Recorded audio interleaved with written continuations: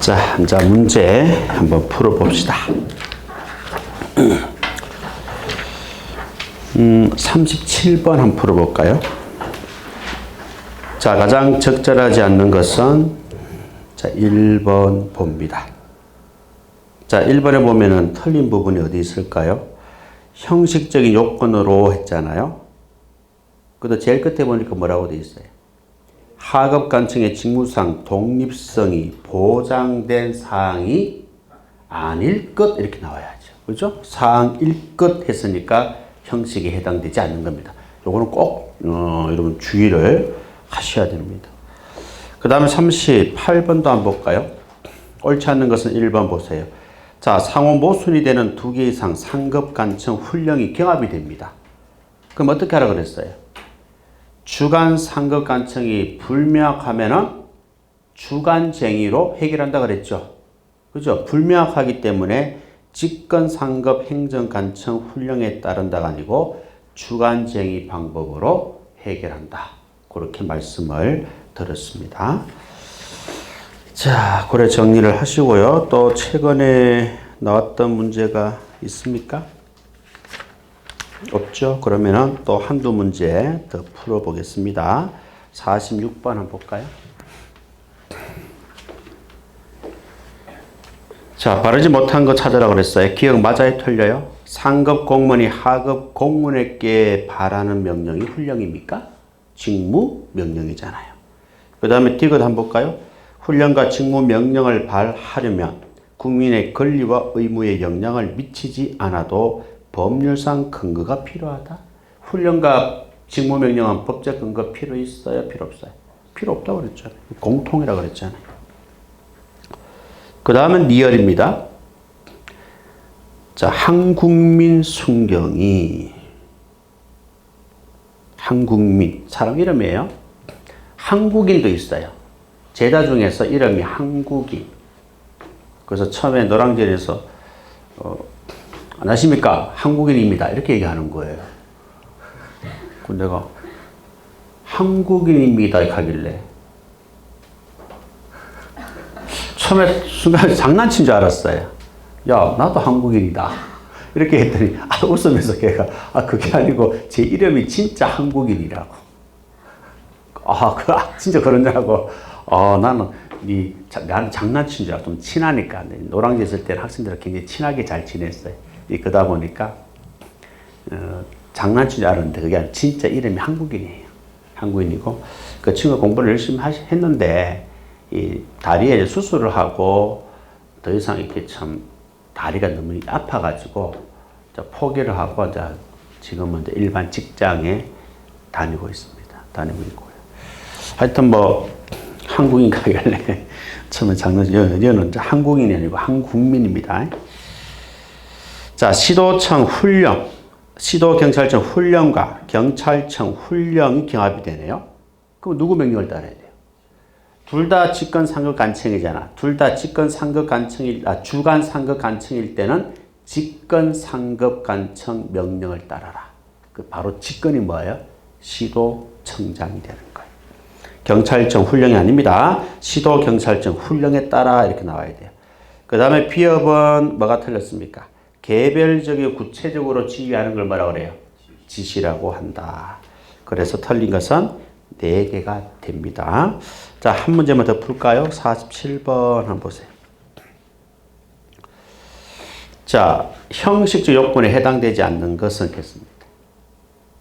자, 권한에 있는 상관이 발할 것일 것. 형식 맞죠? 부하 공무원 직무 범위 내의 사항일 것. 형식 맞죠? 실현 가능성이 있을 것. 실질이잖아요. 부하 공무원 직무상 독립이 보장된 것이 아닐 것. 형식 맞죠? 그 다음에 그 내용이 법령과 공익에 적합할 것. 실질이잖아요. 법정 형식과 절차가 있으면 이를 갖추어라. 형식이잖아. 그래서 형식에 속하지 않는 것은 디귿, 미역 2개가 정답이 되겠습니다.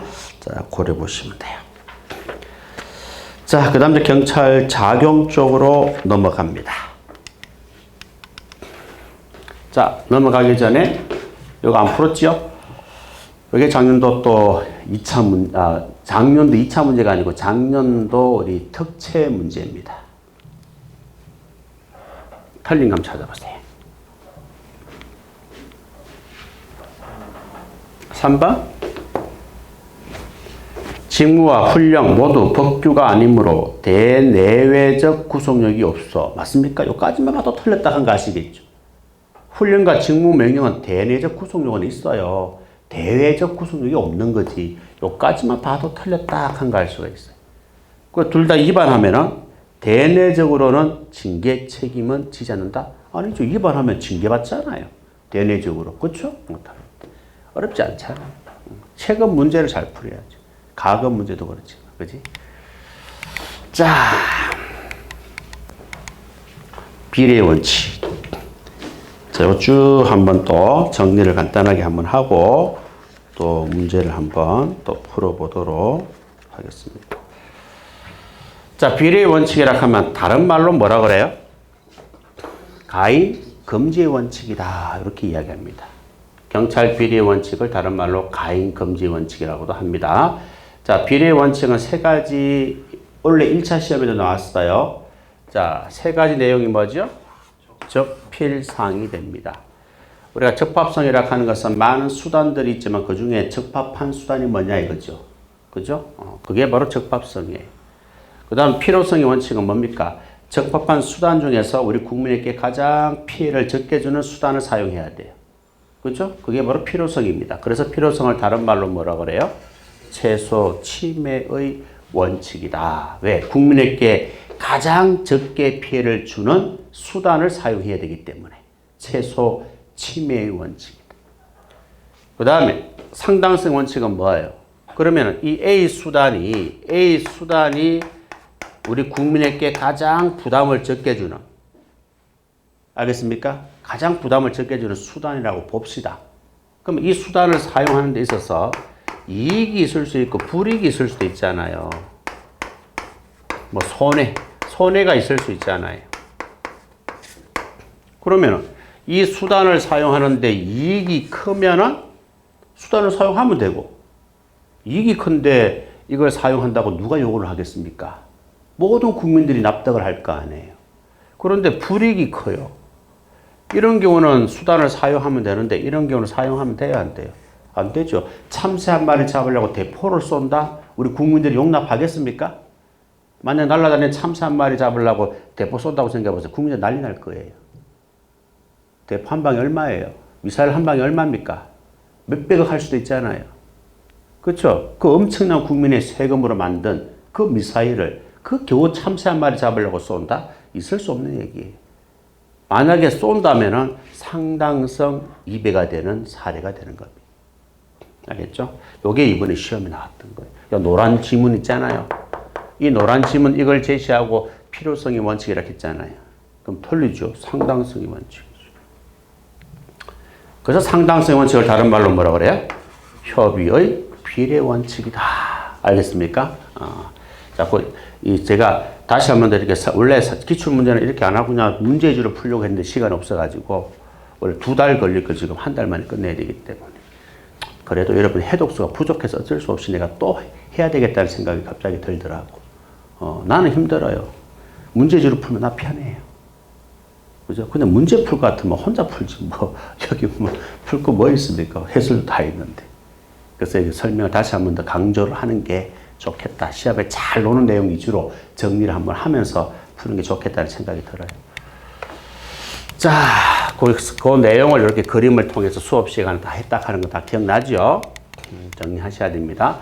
자, 그 다음에 비례 원칙은 오늘날 모든 행정 영역에 적용된다 하는 것을 알아두시고, 그 다음에 또 비례 원칙이라고 하는 것은 우리 경찰은 권력적인 작용도 하고 비권력적인 작용도 하잖아요. 권력이든 비권력이든 비례 원칙은 다 적용됩니다. 아시겠죠? 그걸 좀 더 있어 보이게끔 표현하는 게 이거예요. 일반적 수권, 개별적 수권, 일반적 수권 하면은 포괄적인 겁니까? 구체적인 겁니까? 포괄적인 겁니다. 포괄적 근거를 말하고요. 개별적 수권 조항하는 것은 구체적 근거를 말하는 거예요. 구체적 근거를 말합니다. 이 말은 우리가 권력적인 작용을 하면은 구체적인 법적 근거가 있어야 돼요. 요 말을 구체적인 법적 근거가 있어야 된다는 것은 권력적인 작용을 할 때는 뭐예요? 포괄적 구체적 근거 다 있어야 돼요. 그런데 포괄적인 근거만 가지고 할 수 있는 것은 비권력입니다. 비권력적 작용은요, 구체적인 법적 근거 필요 없어요. 알겠습니까? 일반적 법적 근거만 있으면 되는 거예요. 이걸 이렇게 바꿔봐. 경찰은 비권력적인 경찰 작용, 물론 권력적인 경찰 작용에 대해서도 비례 원칙이 적용된다. 이 말이나 그 말이나 똑같은 말이에요. 이해하시겠습니까? 그래서 경찰은 비권력이든 권력이든 다 비례 원칙이 적용된다. 일반적 수권 조항 근거를 가지고 하든 구체적인 법적 근거를 가지고 발동을 하든 무조건 비례 원칙은 다 적용된다. 알겠죠? 이 말 저 말 다 똑같은 말이에요. 그렇게 이해하시면 돼요. 그리고 비례 원칙은 조리잖아요. 조리에 속하잖아요. 조리는 불문법원이에요. 맞죠? 그러니까 하나하나 문장을 하나하나 따져가지고 이해하면 되잖아요. 어려운 게 하나도 없잖아요. 하나하나 다 얘기해주고 있잖아요. 그 다음에 헌법상의 원칙이에요. 비례 원칙 헌법에 나와 있어요. 우리 행정기본법에도 비례 원칙 법적 근거가 있습니다. 우리가 배우잖아요. 그리고 조리를 만약에 위반하게 되면 뭐가 되죠? 불문법도 법이잖아요. 결과적으로 법을 위반하는 거잖아요. 법을 위반하기 때문에 뭐가 되는 거예요? 위법이 됩니다. 불문법도 위반하면 위법이에요. 법이기 때문에. 그렇죠? 그러니까 위법이니까 적법이 아니고 위법이니까 뭐예요? 손해배상 문제가 발생하는 거예요. 적법은 손실보상 문제가 발생할 수 있지만 위법은 손해배상 문제가 발생할 수 있는 거예요. 그리고 위법이기 때문에 행정쟁송으로 다툴 수가 있는 거예요. 아시겠죠? 기억합니다. 자, 그 다음에 책임의 원칙이 제일 중요해요. 아시겠죠? 비례 원칙, 책임 원칙 두 개가 제일 중요합니다. 물론 뭐 신뢰 보유 원칙도 있고 자기 결부 금지 원칙도 있고 다 있지만 시험에는 가장 출제가 잘 되는 게 바로 비례 원칙하고 그리고 책임의 원칙이에요. 이 두 가지가 제일 잘 나온다. 그래 보시면 됩니다. 자, 책임의 원칙이라고 하는 것은 발동 대상이에요. 누구한테 경찰권을 발동할 것인가 이 말이에요. 아무나 발동하면 안 되잖아요. 그렇죠? 누구한테 발동해야 돼요? 원칙은 누구한테 발동해야 돼요? 법을 위반한 사람한테 발동해야 되는 거예요. 법을 위반한 사람이 누구죠? 경찰 책임자가 되는 거예요. 그렇죠? 경찰 책임자에게 경찰권을 발동해야 돼요. 아무런 죄도 없는 범죄를 하지 않았던 사람한테 경찰이 가서 명령하고 강제하면 됩니까? 안 되잖아요. 그래서 법을 어긴 책임자에게 발동해야 됩니다. 그런데 비책임자에 대해서도 발동이 가능하다, 가능하지 않다? 가능하다는 거예요. 비책임자에게 발동할 때는 뭐가 있어야 돼요? 법적 근거가 있어야 됩니다. 반드시 있어야 됩니다. 그리고 긴급해야 돼요. 이 법적 근거는 반드시 있어야 됩니다. 아시겠죠? 경찰관이 판단했을 때 긴급하다. 그 정도 가지고는 안 돼요. 엄격히 말해서. 법적 근거가 있어야 비책임자에게도 발동이 가능하다. 이 말이에요. 불이 났어요. 어떤 건물에 불이 났는데 골목길이 좁아서 소방차가 못 들어옵니다. 근데 많은 주변 사람들이 나와서 아이고 어떡해 저거 하면서 막 이렇게 안타까워 한단 말이에요. 그때 경찰이 뭐예요? 불 구경하러 온 사람에게 소화 작업 동원 명령을 내릴 수 있다 없다? 있다. 구경하러 온 사람이 비책임자 아닙니까? 이 사람이 불 낸 것도 아니잖아요.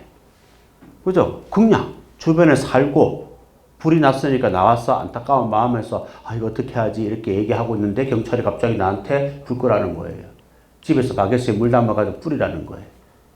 그 법적 근거 있습니까? 없습니까? 있잖아요. 소방기본법에 나와 있잖아요. 그 경찰은 그 소방기본법을 근거로 해서 뭐예요? 이 사람들에게 아무런 책임이 없는 이 사람에게 명령을 내리는 거예요. 알겠죠? 그래서 책임질 자 있게 발동하는 건 당연한 것이고 비책임자 있게 발동 가능하다. 그때는 법적 근거 있어야 됩니다. 자, 그 다음에 특징에서는 이게 굉장히 중요하죠. 우리 경찰 책임은요, 이런 거 전혀 문제가 안 돼요. 이것만 딱 문제가 됩니다. 나머지는 전부 다 문제가 안 됩니다. 객관적인 위험사항이 존재한다는 것에만 문제가 있지, 이 사람이 뭐 행위자가 국적이 어디 있냐, 자연인이냐, 법인이냐, 고의냐, 가실이냐, 위험에 대해서 인식을 했느냐, 안 했느냐, 이런 것도 우리 경찰이 따져요, 안 따져요? 전혀 안 따집니다. 딱 한 가지만 뭐 따지는 게 뭐죠?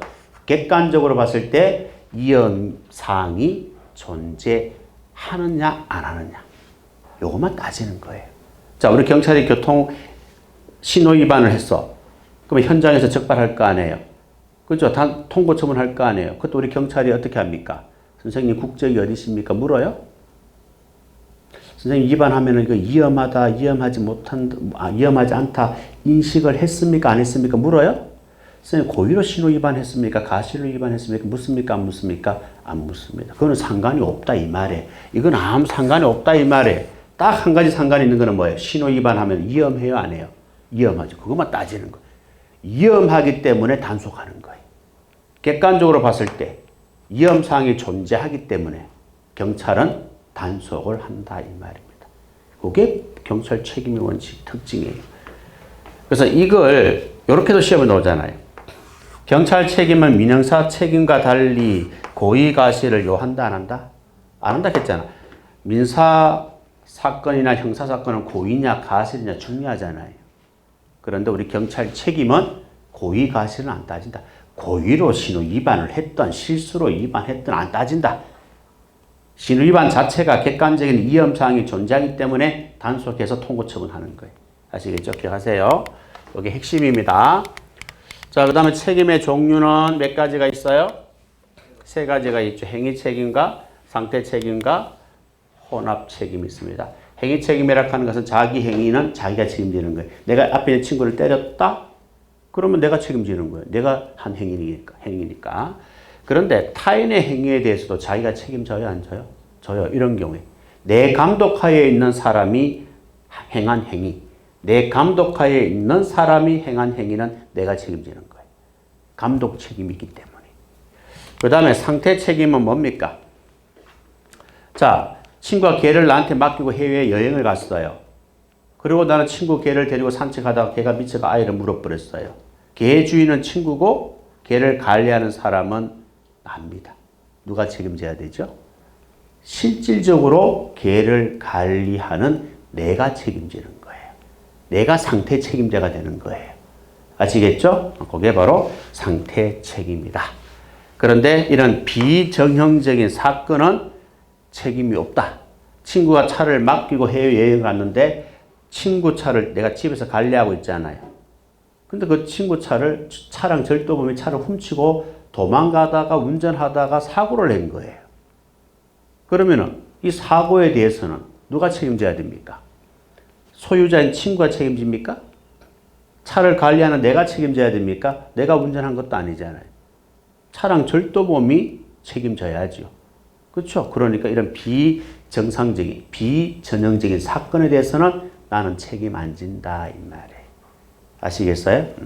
절도범이, 차량 절도범이 책임지는 거예요. 혼합 책임이라고 하는 것은 뭐예요? 이 두 가지 다 있다 이 말이에요. 그죠?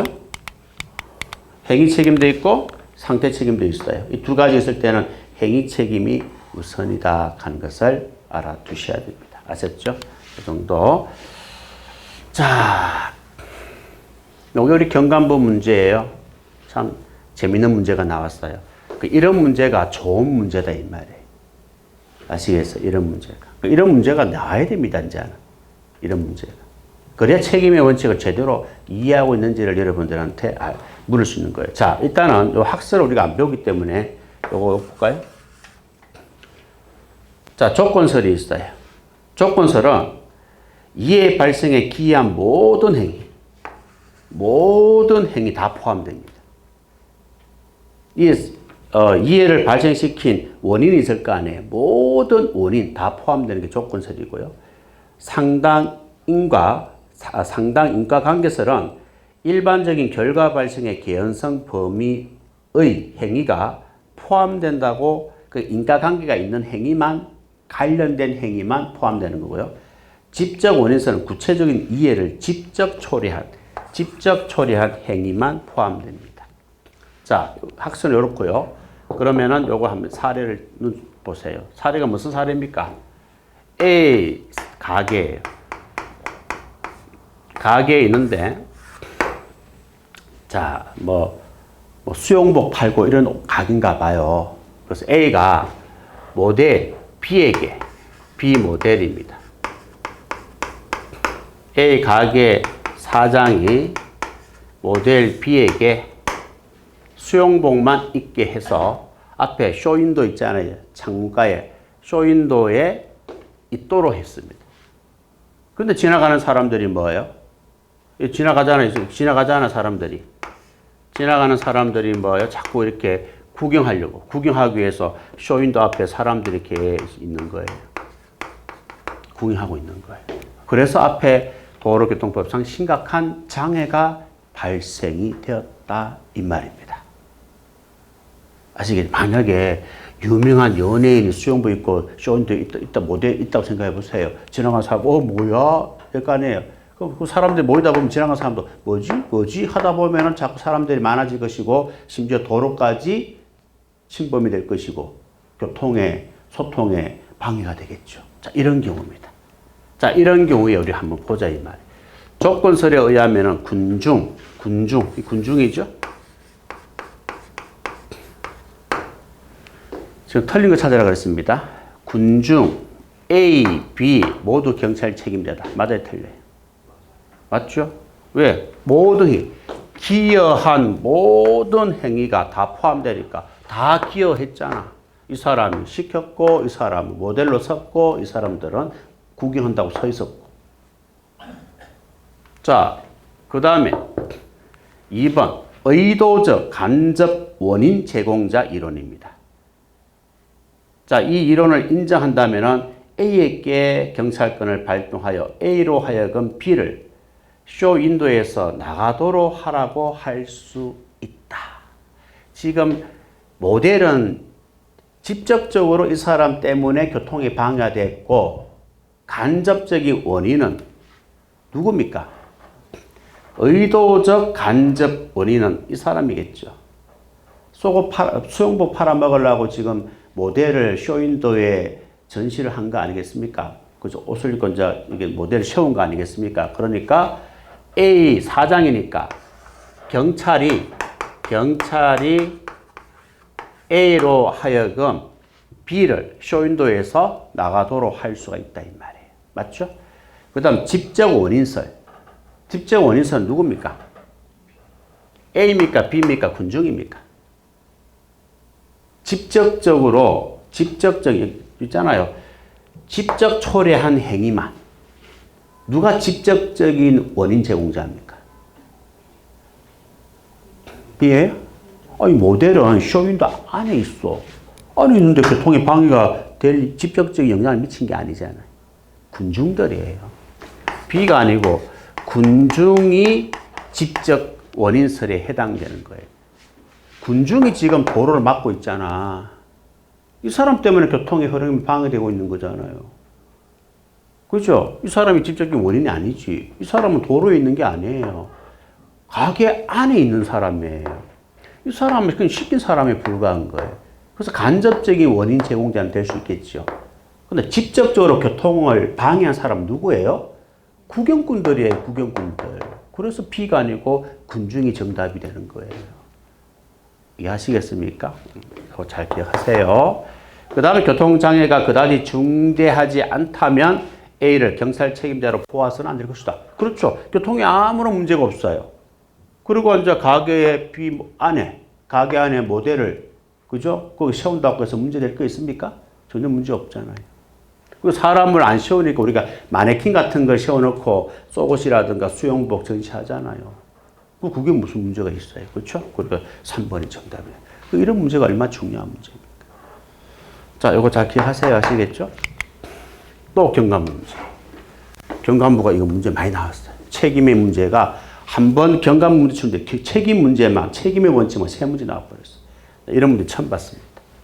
뭐 한 문제만 내면 되지 세 문제까지 낼 필요는 없죠. 자, 적절하지 않는 것은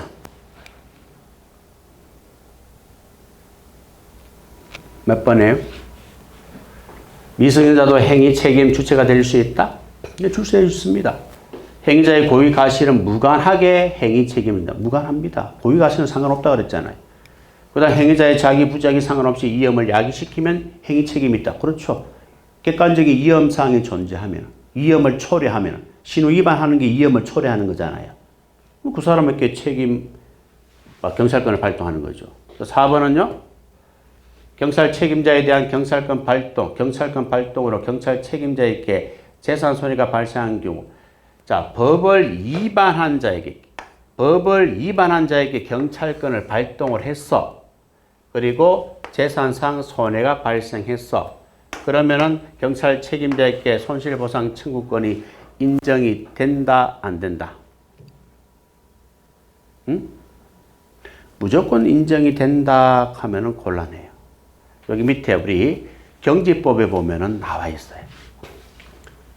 경지법 보면은 뭐라 되어 있습니까? 자, 책임이 없는 자에 대해서는 뭐예요? 당연히 정당 보상을 해야 됩니다.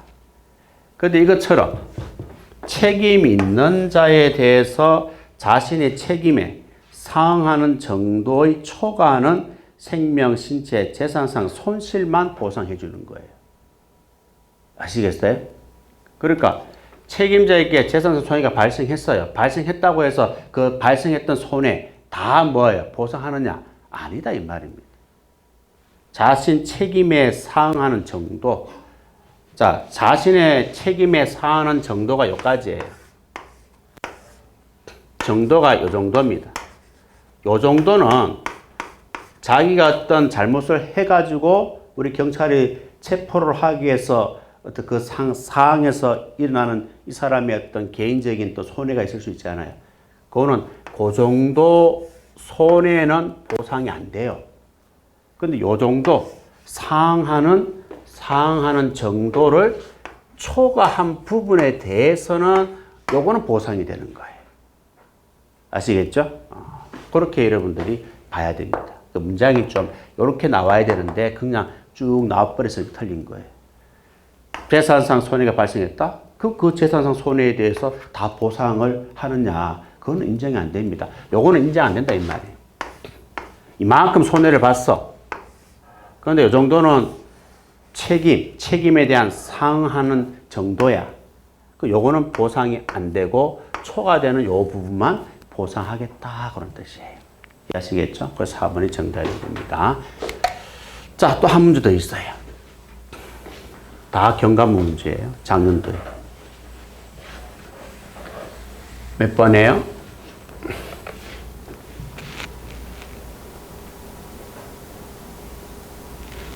맞죠? 경찰 책임에 대해서 경찰관 직무집행법이 일반적 근거입니까? 경찰 책임에 대한 일반적 근거가 경지법입니까? 여러분 책이 있어요. 기본서에, 인원서에. 경찰 책임에 대한 일반법이 있어 없어요?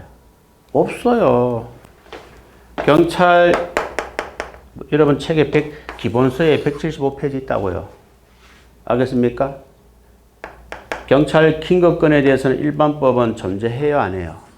안 한다 임마. 개별법은 있어도 일반법은 없어요. 그래서 일반적 근거가 경지법이다 하면은 안 된다 이 말이 왜? 일반법이 없다 했잖아요. 근데 일반법이 경지법이라고 나왔으니까 틀린 거 아니에요. 이해됐습니까? 이걸 여러분 공부를 하고 있어요. 이걸 여러분들이 공부하고 있어요. 그럼 이 문제는 쉽게 풀려버리죠.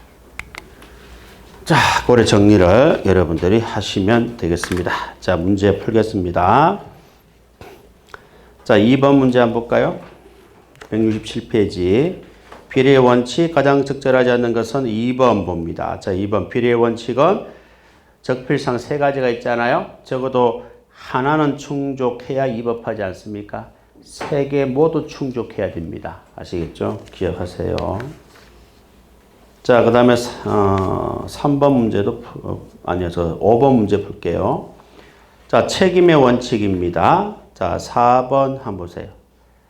타인을 보호 감독할 지위가 있는 자가 피지배자의 행위로 발생한 경찰 위반에 대하여 경찰 책임을 지는 경우 자기의 지배 범위 내에서 발생한 데 대한 대의 책임이다. 뭐죠? 자기 책임. 지금 뭘 말하고 있습니까? 타인을 보호 감독할 지위에 있는 자가 피지배자 행위로 발생한 경찰 위반 행위. 그러니까 내 감독하에 있는 사람이 행한 행위. 누가 책임집니까? 감독자가 책임진다고 그랬잖아요. 그 자기 책임이지 대의 책임이 아니잖아요. 아시겠죠? 자, 그래 정리를 하시면 되고요. 뭐 책임의 원칙은 우리 칠판에서 문제를 또 경감 문제에서 한 4문제 정도 풀어봤습니다. 자, 한 문제 더 풀어볼까요? 9번 문제 한번 보세요. 경찰 책임의 원칙에 대한 설명으로 가장 적절하지 않는 것은 3번 봅니다. 자, 경찰 위반 상태는 행위 혹은 상태에 특별한 위법성이 요구되고 경찰 책임의 고의 가실이 없으면 책임이 없다. 경찰 책임의 원칙은 고의 가실은 아무런 상관이 없어요. 아시겠죠? 그래 틀린 겁니다. 자, 그 다음에 한 문제만 더 해볼까? 아까 우리 비례 원칙이 앞에 문제가 있었단 말이에요. 154페이지 한번 볼까요? 앞으로. 154페이지. 24번. 여기 이제 문제 배치가 조금 잘못돼서 그래요.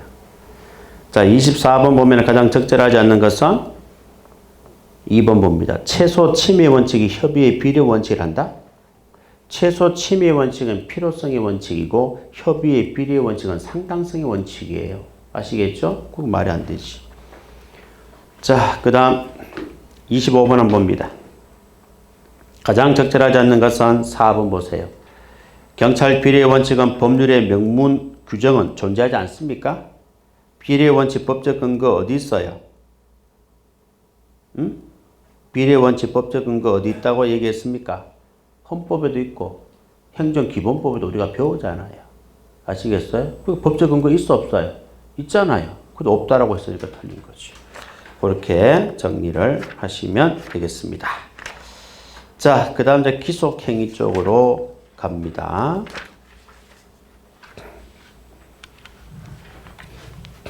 이번에도 2차 시험에도 이 기속행위와 관련된 내용들이 시험에 출제가 되었다 이 말이에요. 그래서 여러분들이 이걸 기출 따라올 때 물론 예습을 하고 왔기 때문에 칠판에 빔자료 보고 따라오시면 되는데 이게 힘들면 기본서를 옆에 펼쳐놓고 순수대로 따라오세요. 알겠죠? 기본서를 옆에 펼쳐놓어도 됩니다. 자, 기속이 뭐다, 재량이 뭐다 하는 거 다 아시죠? 여기서 내가 설명하는 건 이 기본적인 개념을 설명하려고 하는 게 아니고 바로 재량 행위에서 요걸 설명하려고 하는 거예요. 우리가 재량이라고 하는 거는 뭐라고 그랬습니까? 금지하거나 제한할 수 있다. 그러니까 금지하거나 제한 두 개 어떤 걸 선택해도 상관이 없다 이 말이에요. 할 수 있다 그랬으니까 해도 되고 안 해도 된다 이 말입니다. 그렇죠? 이거는 선택 재량이에요. 어떤 걸 선택해도 상관없다 선택 재량이고 해도 되고 안 해도 된다 결정 재량이에요. 자, 그러면 해도 되고 안 해도 돼요. 안 한다고 해서 문제 될 건 없어요. 그래서 재량 행위는 원칙은 사법심사 대상이 돼요, 안 돼요? 원칙은 사법심사 대상이 될 수가 없어요. 해도 되고 안 해도 되고 A를 선택하든 B를 선택하든 상관이 없기 때문에. 그런데 예외가 있단 말이에요. 원칙은 사법심사 대상이 되지 않지만 예외적으로 사법심사 대상이 되는 경우가 있어요. 그게 어떤 경우죠? 바로 이런 경우예요. 우리가 재량이라고 하는 것은 완전한 자유재량을 의미하는 것이 아닙니다. 처음부터 끝까지 네 맘대로 하세요. 그런 의미가 아니다 이 말이에요. 이 재량도 뭐가 있다? 일탈과 남용이 있다는 거예요. 그 일탈과 남용, 재량권 일탈과 남용이 있으면 사법심사 대상이 될 수 있다는 겁니다. 아시겠죠? 그렇기 때문에 그 일탈과 남용에 대해서 여러분들이 꼭 기억하셔야 됩니다. 작년도 2차 시험에도 이게 시험에 나왔다. 자, 일단 기본적으로요. 일탈과 남용 기본적으로 이렇게 딱 개념을 구분하고 있어야 돼요. 자, 외적 한계를 벗어난다 하면 뭐예요? 일탈이에요? 남용이에요? 일탈이에요. 외적 한계와 관련되어 있고요. 내적 한계와 관련된 것이 남용이에요. 아시겠어요? 자, 이거 여러분들 헷갈리면 어떻게 하라고 그랬어요? 일탈의 동그라미, 외적의 동그라미, 남용의 니은, 내적 니은. 이렇게 딱 돼 있잖아요. 얼마나 공부하기 편합니까? 이렇게만 기억하면 절대 죽어도 안 까먹어요. 죽기 전에 물어봐도 안 까먹습니다. 나이 80, 90대도 물어봐도 안 까먹어요.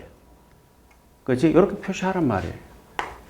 일단 기본적으로 이게 작년도 시험 문제 이렇게 나왔잖아. 작년도에. 2차 시험. 조금 이따가 문제 보여줄 겁니다. 이렇게 딱 기억하시면 돼요. 자, 그러면은 일탈이 뭔지 남용이 뭔지 자 이해를 해야죠. 요거는 그냥 외우는 거고. 자, 이해를 하면 됩니다. 일탈이라 하는 거는 뭐예요? 운전면허 취소 정지. 우리 법에는 운전면허 정지는 어떻게 하라 그랬어요? 범위가 어떻게 되죠? 운전면허를 정지할 때는 1년 범위 안에서 정지를 해야 돼요. 2년 정지, 3년 정지하는 건 없다 이 말입니다. 그런데 지금 여기 보세요. 시도경찰청장이 몇 년 정지를 해버려서 2년 정지를 한 거야. 자, 우리 법에는 1년 범위 안에서만 정지를 하도록 되어 있는데 시도경찰청장은 뭐예요? 2년 정지를 해버린 거예요. 어때요? 이 한계, 법에 정해진 이 한계를 벗어났어요? 안 벗어났어요? 벗어났잖아요. 이게 외적 한계가 벗어났다 이 말입니다. 이런 경우를 일탈이라고 하는 거예요.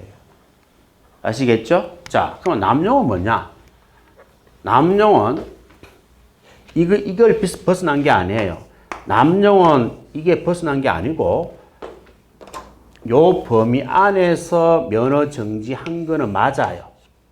맞는데 이런 경우에 남용이 되는 거예요.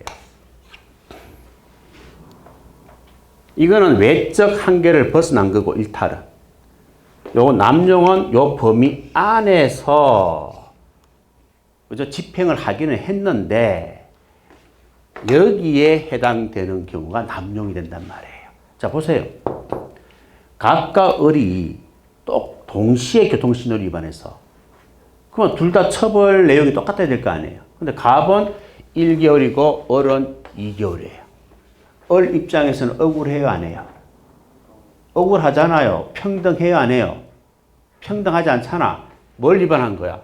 행정법의 일반 원칙. 일반 원칙 중에 뭘 위반한 거예요? 평등의 원칙을 위반한 거예요. 밑에 있는 이 사례가. 평등의 원칙이 법의 일반 원칙이잖아요. 법의 일반 원칙을 위반했으니까 뭐가 되는 거예요? 남용이 되는 거예요. 이렇게 남용이 되는 거예요. 이해하시겠습니까? 일탈은 이 법에 규정된 이 범위를, 이 한계를 벗어난 거고, 남용은 이 범위 안에서 이루어졌지만, 알겠습니까? 그 집행 내용이 평등하지 않은 거예요. 법의 일반 원칙에 위반을 한 거예요. 그런 경우는 남용이 됩니다. 그래서 이런 일탈, 남용, 이런 경우에는 사법심사 대상이 예외적으로 가능하다. 그래 보시면 되고요. 자, 이런 경우는 뭡니까? 재량권 아예 행사하지 않는 것도 위법이다, 아니다? 위법이다. 재량이 있는데 행정기관에서 재량권을 가지고 있는데 그 재량권을 아예 행사하지 않는 것도 뭐예요? 위법이 되는 거예요. 재량이라 하는 건 할 수 있다, 할 수 없다. 할 수 있으면 하겠다, 하지 않겠다. 얘기를 해야 돼요. 알겠죠? 행정기관에 여러분 허가 신청을 했잖아요. 허가를 내주고 안 내주고는 행정기관 재량으로 봅시다. 알겠죠? 그러면 행정기관에서는 허가를 내주겠다. 아니면 못 내주겠다. 얘기를 해야 돼요. 그런데 1년 동안 가만히 있는 거예요. 그럼 난 황당하잖아요. 신청을 했으면 허가를 내주든지 말든지 뭐 대답을 해야 되는데 행정기관에서는 아무런 답변이 없는 거예요. 1년이 넘어도 없는 거예요. 그거는 재량권 불행사가 됩니다. 그것 또한 위법이 되는 거예요. 아시겠죠? 생각을 해보세요. 여러분이 민원인이잖아요. 구청에 허가 신청해서 한 달이고, 두 달이고, 세 달이고 장사를 해야 되는데 기다리고 있다고 생각해보세요. 얼마나 답답하겠어요. 그죠? 행정기관은 여러분을 완전 무시한 거 아니에요. 그죠? 내주든지, 이런 이유 때문에 못 내준다 하든지 답변을 해야 되는데 아무런 답변 없이 1년 동안, 그죠? 어떤 행위도 하지 않는 거죠. 그 재량권 불행사. 이것도 위법이다 하는 것을 알아둡니다. 이게 작년도 2차 문제 풀어보세요.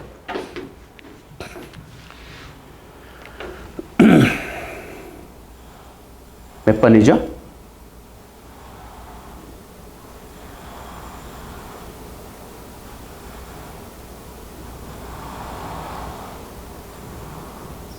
(4번) 4번 보세요.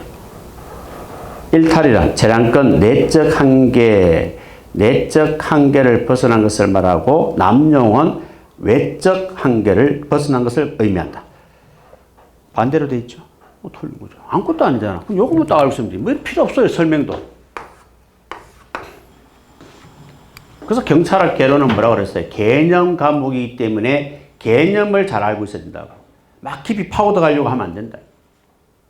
아시겠죠? 자, 그 다음 경찰 개입 청구권. 자, 경찰 개입 청구권이 뭐라고 그랬어요? 우리가 이걸 가지고 공부를 했잖아요. 그죠?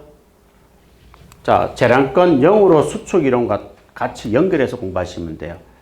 우리가 경찰 개입 청구권은 세계 최초로 인정한 판결이 있죠. 그게 뭐예요? 띠또 판결입니다. 띠또 판결. 뒤에. 알겠죠? 띠또 판결이에요. 알겠습니까?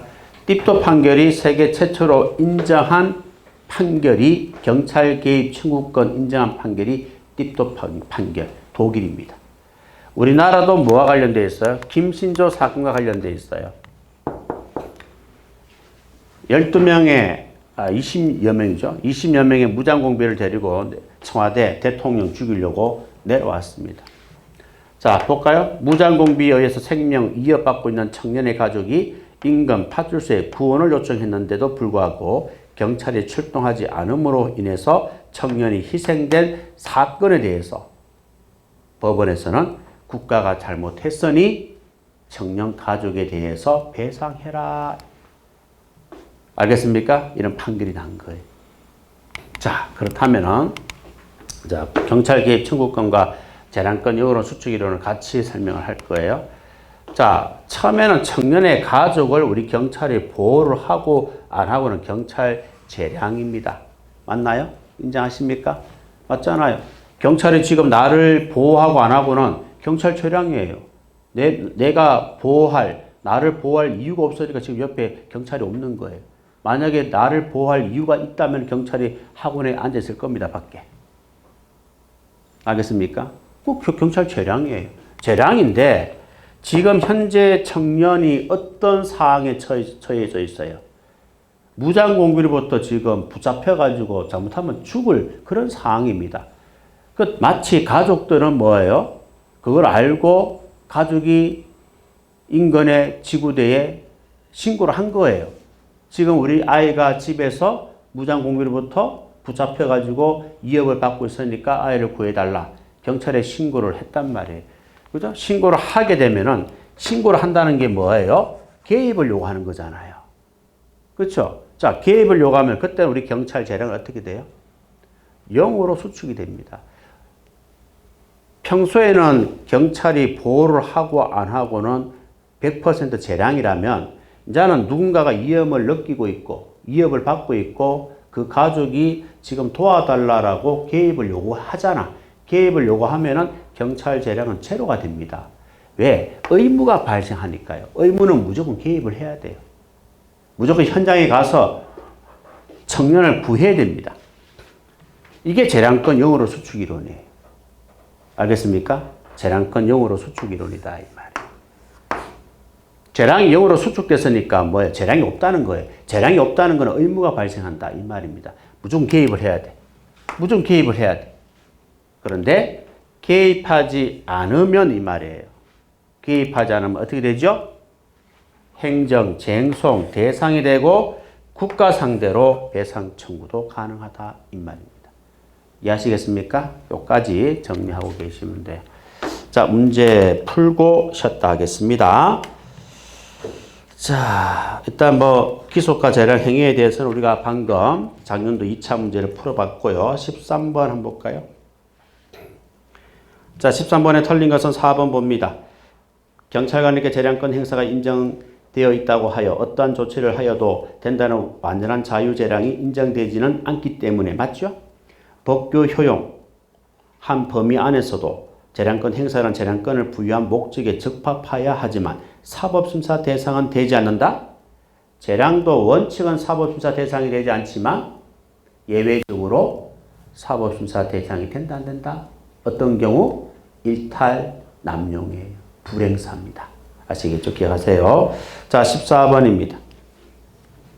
경찰 개입 청구권에 대한 설명입니다. 옳지 않는 것은 몇 번이에요? 2번이에요. 자, 1번은 맞죠? 효시가 띠도 판결입니다. 그 다음에 3번도 맞죠? 경찰 개입 청구권은 재량권 영으로 수축 이론과 관련되어 있다고 그랬잖아요. 그 다음에 4번도 맞죠? 오늘날 경찰 개입 청구권은 점점 확대입니다. 그럼 2번이 틀린 거예요. 자, 2번은 뭡니까? 경찰권 행사로 국민이 받은 이익이 반사적 이익인 경우에도 인정된다. 반사적 이익에 대해서는 개입을 하면, 요구를 하면 안 됩니다. 인정이 안 됩니다. 자, 이게 예를 들어서 이런 거예요. 여기에 아파트 단지가 이제 들어섰어요. 여기 이제 상업지라서 이게 이제 뭐 가게들이 많아요. 그래서 갑이라는 사람이 감자탕 집을 한 거예요. 주변에 감자탕 집이 아무도 없어요. 그래서 장사가 잘 됩니다. 알겠죠? 자, 장사가 잘 되는 건 자기가 경영을 잘해서 잘 됩니까? 뭐 처음에는 그렇게 생각할 수도 있어요. 그런데 이 소문이 나가지고 아파트가 점점 많이 주변에 들어서고 소문이 나가지고 을도 감자탕 집을 하는 거예요. 병도 감자탕 집을 하는 거예요. 이제 감자탕 집이 막 3군데, 4군데가 들어선 거예요. 그러니까 매출액이 뚝 떨어진 거예요. 알겠습니까? 그래서 이 사람 처음 감자탕 집을 한 사람이 행정청에 이거 당신들이 허가를 내줌으로 해서 이 사람들 허가를 내줌으로 해서 내가 피해를 봤다. 이 사람 허가를 취소해달라. 개입을 요구한다고 생각해 보세요. 되겠습니까? 이 사람들 때문에 이 사람이 피해 본 거예요? 원래 이 사람들이 없었기 때문에 반사적으로 이 사람이 이익을 취한 거예요. 독점을 한 거예요. 정말 음식이 맛있어서 장사가 잘 됐다면 누가 돌아도 한두 번은 여기 갈 줄은 몰라도 이 집을 먹어본 사람은 이 집에 갑니다. 진짜 맛있으면 뭐예요? 누가 돌아도 매출은 조금은 떨어질지는 모르겠지만 확 떨어지진 않아요. 근데 이 맛이나 이 맛이나 이 맛이나 똑같다는 거예요. 그 사람도 여기 갔다 여기 갔다 여기 갔다 하다 보니까 자기 매출이 떨어졌다는 겁니다.